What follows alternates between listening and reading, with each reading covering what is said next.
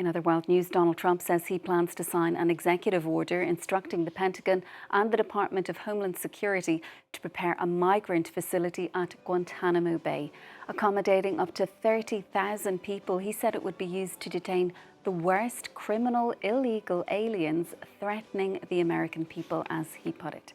The detention centre at Guantanamo Bay on the coast of Cuba was set up in 2002 by former President George W. Bush to detain foreign militant suspects following the September 11th terrorist attacks.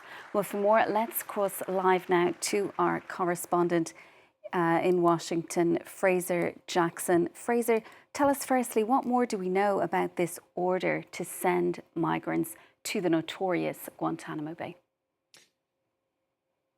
Well, this is not exactly an executive order. It's an executive memorandum, which my legal friends have pointed out is slightly different. It has different ramifications, especially when it comes to budget in particular. But this memorandum has now been signed, directing the DHS, the Department of Homeland Security, and the Pentagon to prepare this 30,000 bed facility. And now Trump said we have 30,000 beds to detain the worst criminal illegal aliens threatening the American people. He then continues, we don't want them coming back, so we're going to send them to Guantanamo. Now, we also got a gaggle with the new Secretary of the Department of Homeland Security, Kristi Noem, and we asked her some questions along with Tom Homan, the man who was named the border czar. They so far have not been told what the cost of this new facility is going to be. They said that the cost is still going to be appropriated and they need to figure out how much exactly really it's going to cost. But Secretary Noem said that the people there are going to be, quote, the worst of the worst. Then it came out also in that gaggle that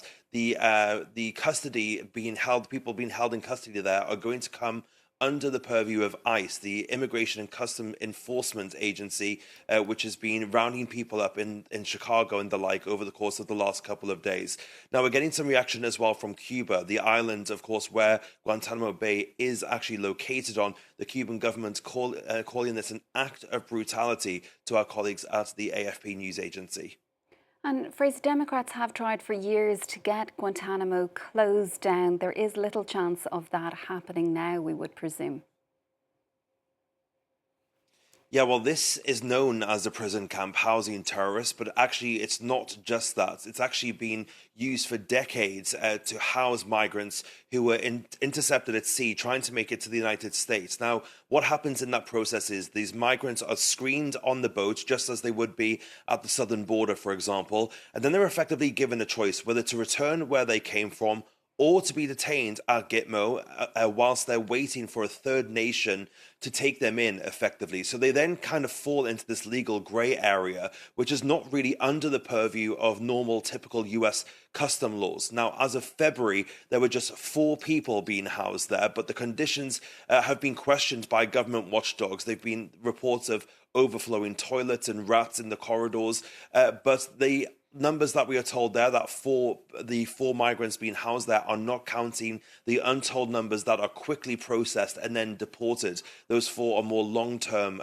residents, as it were. They are being housed separately from the terrorists that we know who took part in the September 11th terrorist attacks, but they are given slightly a few more liberties, as it were. They do have curfews, but they're allowed to get a job on the island as well, another part of the camp, not close to the detention facility, but that now is likely to change. Now that this is ramping up to 30,000 people, those few freedoms that those people enjoyed are likely not to be given to the new arrivals, especially as they're being described as the worst of the worst by Secretary Noem.